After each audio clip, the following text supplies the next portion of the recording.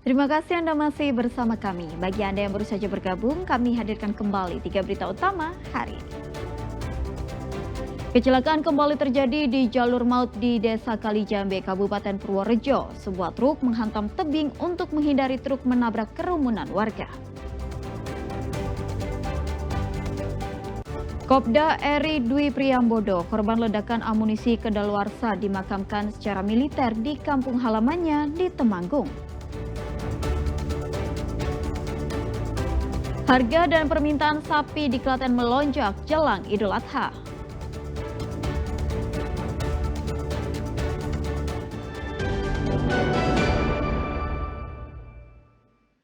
Diduga karena remblong, sebuah tronton bermuatan semen cair menabrak tebing di Desa Kalijambe, Kabupaten Purworejo pada Selasa sore. Kondisi jalan menikung dan menurun membuat jalan ini dikenal horor karena sebelumnya 12 orang tewas akibat angkutan yang ditumpangi para korban dihantam truk tronton. Jalan menikung dan menurun di Desa Kalijambe, Kecamatan Bener, Kabupaten Purworejo, kembali meminta korban. Kali ini sebuah truk bermuatan semen cair menghantam tebing akibat remblong Selasa sore. Sebelumnya sepekan lalu, 12 anggota rombongan guru TK asal Magelang meninggal di sini setelah angkutan yang mereka tumpangi ditabrak truk tronton. Beruntung kali ini tidak jatuh korban jiwa, sopir hanya menderita luka ringan, namun bagian depan truk rusak berat. Informasi sempat tadi ada doa bersama saat kejadian awal itu kan pernah terjadi, dan itu kan supir menghindari, dan itu sejelaskan apa benar, dan Ya, informasi dari warga sekitar memang pada saat itu di lokasi kejadian kemarin, yang tanggal 7 kemarin itu ada dari guru SD temannya almarhumah yang meninggal itu melaksanakan doa bersama di lokasi kejadian. Namun demikian, alhamdulillah dengan sikap dari pengemudi dan dari warga ada yang berteriak di kanan, akhirnya dia banting ke kanan, dan alhamdulillah supir pun tidak mengalami luka-luka dan tidak ada korban jiwa. Nah, untuk saat ini tindak lanjutnya seperti apa, dan Saat ini kita masih mengamankan TKP dan ini kita berupaya untuk memindahkan muatan yang ada di dalam tank. untuk muatan Kecelakaan tunggal terjadi saat truk melaju dari arah Magelang menuju Banjarnegara. Diduga karena remblong, truk hilang kendali dan oleng. Beruntung sopir sigap karena pada sisi kiri jalan warga sedang mengadakan doa bersama untuk korban kecelakaan sebelumnya. Sopir akhirnya memutuskan membuang setir ke kanan sehingga menghantam tebing lalu truk terguling. buang kanan itu. Oh, tapi sebelumnya kendaraannya Mas yang dibawa Mas itu udah blong ya remnya? Blongnya itu dari tanjakan yang situ loh Pak. Oh. Yang mana itu, yang mau arah ke Wonosobo itu loh, yang tikungan ke arah Wonosobo. Oh, itu udah merasakan ada rem blong? Iya, udah nggak bisa, itu saya Andre udah nggak bisa, nggak mau. Mas sendiri saat membawa kendaraan itu sendiri atau dengan siapa, Mas? Sendiri, Sendiri, Mas? kendaraan sendiri. Dengan muatan apa, Mas? Semen curah Pak. Dari mana mau kemana? Dari Tuban mau ke Banjarnegara. Kasus kecelakaan ini ditangani Kepolisian Resor Purworejo. Wahyu Diono melaporkan dari Purworejo. Diduga karena malu memiliki anak di luar hubungan pernikahan, seorang buruh perempuan di Kabupaten Semarang tega membunuh dan membuang bayinya sendiri. Bayi tak berdosa ini merupakan hasil hubungan asmara antara tanpa ikatan pernikahan dengan rekan sesamanya, yaitu sesama buruh. Rekan pria maksud kami. Buruh pabrik bernama Pariah asal Desa Cukil, Kecamatan Tengaran, Kabupaten Semarang kini harus menanggung malu 2 kali.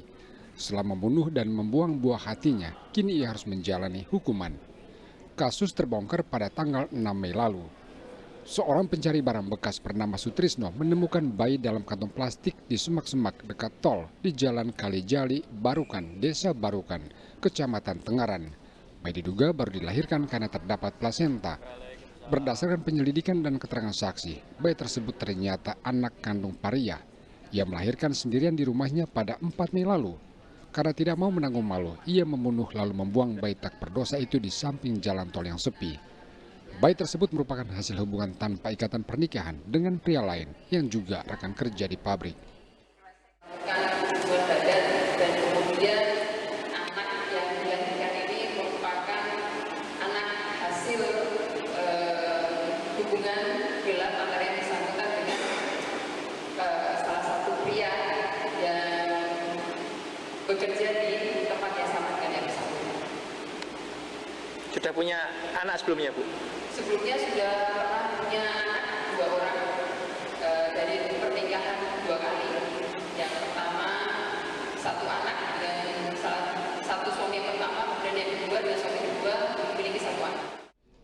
Polisi menyita barang bukti motor, tikar, baju, dan tas plastik yang digunakan untuk membunuh dan membuang bayi. Tersangka dijerat dengan pasal berlapis Undang-Undang Perlindungan Anak dengan ancaman penjara paling lama 15 tahun. Yulianto melaporkan dari Kabupaten Semarang. Musim haji membawa berkah berlimpah bagi pekerja gelang identitas haji. Gelang identitas haji wajib dipakai calon haji selama seluruh rangkaian ibadah untuk memudahkan petugas mengenali para calon haji.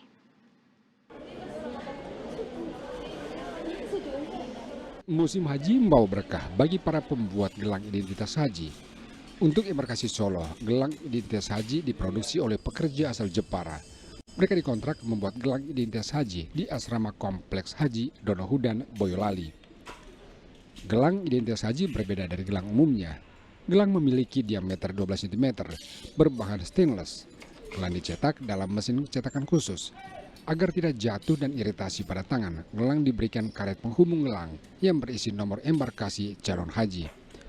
Gelang menjadi identitas calon haji karena berisi nama calon haji, nama dan bendera negara, nomor paspor, dan kloter. Dalam sehari 6 pekerja bisa memproduksi 1.200 gelang atau untuk 3 hingga 4 kloter. Untuk di embarkasi ini kita mencetak paspor, nomor kloter, terus nama jemaah, maktab, dan mungkin syarikatnya. Sekarang ada tambahan syarikat. Terus gelang ini di penghubung karetnya itu ada kode embarkasi. Di samping warnanya sesuai masing-masing embarkasi dan kodenya ada di situ, terlihat tulisannya. Kenapa harus ada ini, Pak? Ya inovasi aja sebenarnya. Biar lebih gampang ketika dilihat. Oh, warnanya ini dari daerah ini. Oh, warnanya biru dari Jakarta. Oh, warna hijau dari Sumatera, kayak gitu. Tahan api sangat, makanya kita pakai gelang ini untuk penggantinya identitas ketika tersesat. Dan jangan sampai kita ngalami musibah ya sebenarnya. Gelang wajib dipakai para calon haji selama menunaikan ibadah haji. Dari masuk embarkasi selama di Mekah hingga kembali ke tanah air. Jadi itu menjadikan tanda identitas bagi jemaah, khususnya bagi petugas akan memudahkan mengenali, mengidentifikasi jemaah tersebut. Karena di dalamnya ada identitas merah putih Indonesia ya, yang selanjutnya ada embarkasi, kode embarkasi, SOC, BTG dan sebagainya. Itu akan memudahkan petugas, oh ini ikut SOC, ini ikut JKG, SUB. Selanjutnya di situ ada nomor kloter, identitas kloter, ada porsi, ada nama jamaah, dan ada tulisan Indonesia. Itu. Jadi memang harus selalu terpakai. Harus selalu terpakai. Dan alhamdulillah dilengkapi dengan karet pengaman di pengaitnya sehingga tidak membuat luka, lecet atau iritasi. Gitu. Gelang digunakan calon haji untuk mempermudah identifikasi dan memberikan informasi penting selama pelaksanaan ibadah haji. Gelang tentu saja memberikan informasi penting pada situasi darurat, misalnya pada saat calon haji mengalami tersesat. Yulianto melaporkan dari Boyolali. Sebanyak 15 jemaah calon haji di embarkasi Solo tertunda keberangkatannya karena alasan sakit. Mereka pun kini dikembalikan ke daerah asalnya.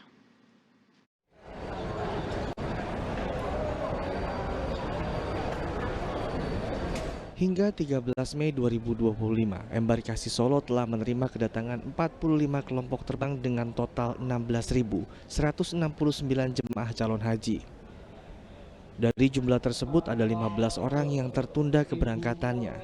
Di antaranya 12 orang jemaah calon haji dan 3 orang pendamping haji.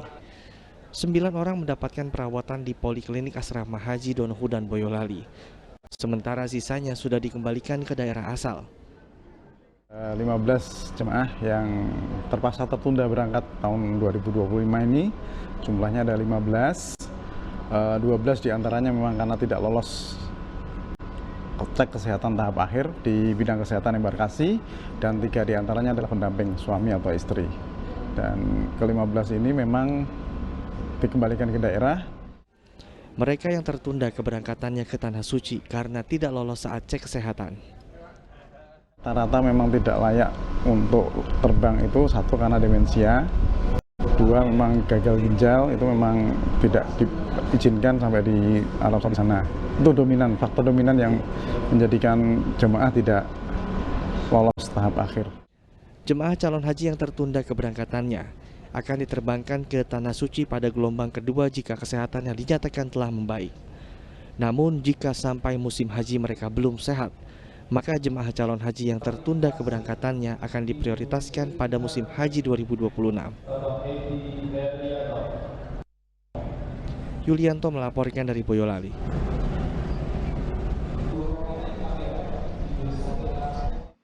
Menjelang Hari Raya Idul Adha, harga dan pemerintahan hewan kurban di Klaten meningkat. Kenaikan rata-rata mencapai Rp2.500.000 per ekor. Harga sapi di Pasar Hewan Prambanan Klaten mulai melonjak pada Rabu pagi. Harga sapi yang biasa dijual Rp20 juta per ekor, kini harganya mencapai Rp22.500.000 per ekornya. Harga sapi rata-rata naik 2 juta hingga Rp2.500.000 per ekor, tergantung jenis dan bobotnya. Selain harga, jumlah permintaan hewan kurban juga meningkat menjelang Hari Raya Idul Adha. Menurut pedagang, lonjakan harga serta permintaan sudah terjadi sejak awal Mei lalu. Pembeli hewan kurban berasal dari dalam maupun luar kota, seperti Klaten, Yogyakarta, hingga Jakarta.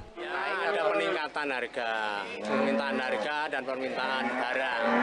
Karena untuk keperluan keagamaan itu. Kurang sebulan itu sudah mulai pada belanja, tapi ya lonjakannya itu kurang 3 minggu gitu. Ini udah mulai banyak ya? Ini udah. Kalau harga juga naik ini? Oh, tetap naik. Diprediksi harga jual dan permintaan hewan kurban akan terus meningkat hingga Hari Raya Idul Adha tiba. Krisna Agung melaporkan dari Klaten. Informasi tadi mengakhiri jumpa kita di Berita Jawa Tengah. Jangan lupa pastikan Anda subscribe channel YouTube Liputan 6 SCTV Daerah. Atas nama rekan yang bertugas, saya Tabita Putri mengucapkan terima kasih atas kebersamaan Anda. Selamat beraktivitas dan sampai jumpa.